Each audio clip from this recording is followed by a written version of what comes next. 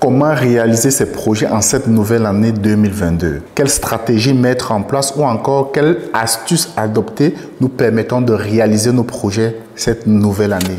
Bonjour, moi c'est Lapiemo, je suis freelance développeur logiciel et sur cette chaîne nous parlons de livres, de programmation informatique et d'entrepreneuriat. Pour avoir une vie belle, riche et épanouissante, j'ai une philosophie de vie qui repose sur 4 piliers: la santé, la connaissance, la compétence et le fun.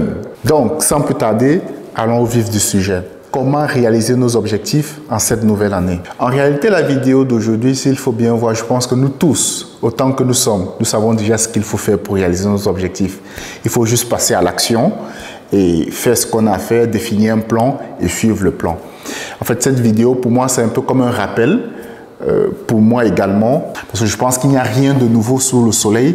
Nous connaissons déjà presque tout ce qui est à lieu de savoir pour réaliser ce qu'on a envie de réaliser en fait.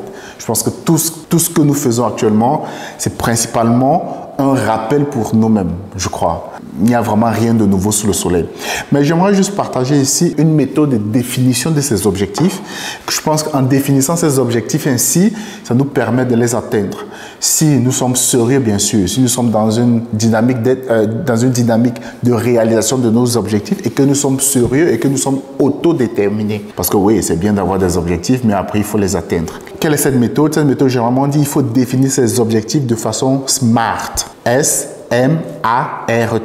Donc en anglais, SMART qui veut dire intelligent en anglais, mais globalement, ça veut dire quoi? Des objectifs spécifiques, des objectifs mesurables, des objectifs atteignables, des objectifs réalisables et des objectifs temporellement définis. Un objectif spécifique, c'est-à-dire que nous devons définir clairement qu'est-ce que nous voulons accomplir. Prenons un exemple tout simple. On se dit, OK, à la fin de l'année 2022, je veux être en mesure d'avoir économisé 10 000 euros. Disons-le, je veux être en mesure d'avoir économisé 10 000 euros. OK, ça, c'est un objectif on a défini. À la fin de l'année 2022, je vais être en mesure d'avoir économisé 10 000 euros. Ça, c'est défini. Mesurable.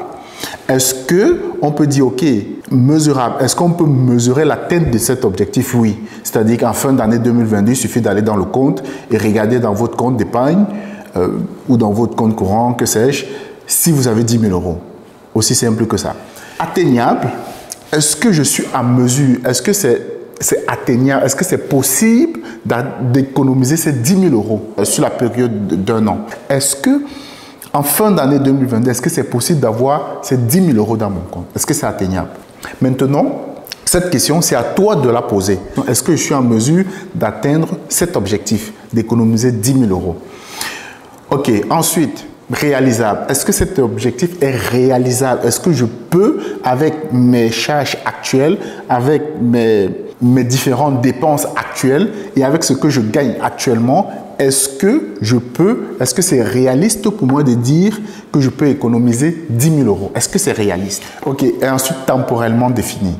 C'est-à-dire que tu vas dire le 30 décembre ou le 31 décembre 2022, ça, c'est la fin de mon objectif. C'est-à-dire que tu vas te dire, le 31 décembre 2022, je regarde dans mon compte et je me dis, l'objectif a été atteint ou pas. Ça. Définir des objectifs spécifiques, on définit clairement ce que c'est que l'objectif à atteindre.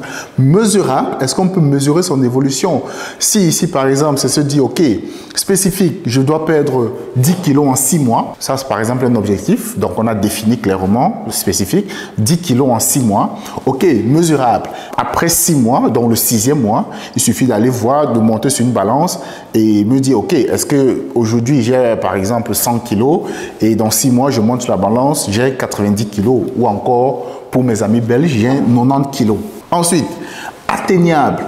Est-ce que c'est possible de perdre 10 kilos en 6 mois? Est-ce que c'est possible pour moi de le faire en fonction de mon alimentation actuelle? Est-ce que je peux atteindre cet objectif-là? Est-ce que c'est à ma portée? Est-ce que cet objectif est à ma portée? Ensuite, réaliste. Est-ce que c'est réaliste de dire qu'on peut perdre 10 kilos en 6 mois? Maintenant, ça, il faut faire certaines recherches et se demander, OK, est-ce qu'il y a des gens autour de nous ou est-ce qu'il y a des preuves scientifiques qui disent qu'on peut perdre 10 kilos en 6 mois? Est-ce que c'est réaliste? Maintenant, temporellement défini. Disons que je commence le 1er février. OK, février, mars, avril, mai, juin, juillet. C'est-à-dire que du 1er février au 31 juillet ou au 30 juillet, je ne sais pas trop.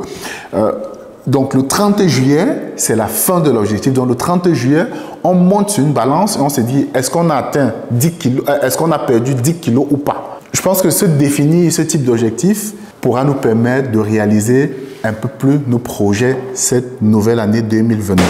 Je pense également qu'il faut également avoir un élément qui nous permet de voir notre progression. C'est-à-dire que, je prends un exemple. Il y a quelque temps, je m'étais lancé un challenge de faire de l'activité physique tous les jours pendant 66 jours. Je crois que c'était 30 minutes d'activité physique tous les jours pendant 66 jours. J'ai imprimé un papier. Sur le papier, en fait, il y avait 66 cases et chaque case représentait un jour. Donc, la date de début et le 66e jour qui était la date de fin. Et chaque jour que je pratiquais l'activité physique, je cochais. Ça nous permet de voir l'évolution vers notre objectif et c'est beaucoup plus motivant. En résumé, se donner des objectifs SMART, spécifiques, mesurables, atteignables, réalistes et temporellement définis.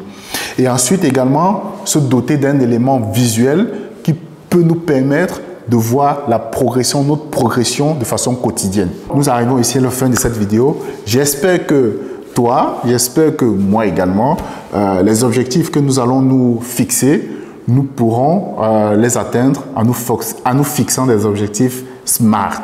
Merci d'avoir regardé cette vidéo et rendez-vous pour une prochaine vidéo. C'était La PMO. Bye bye.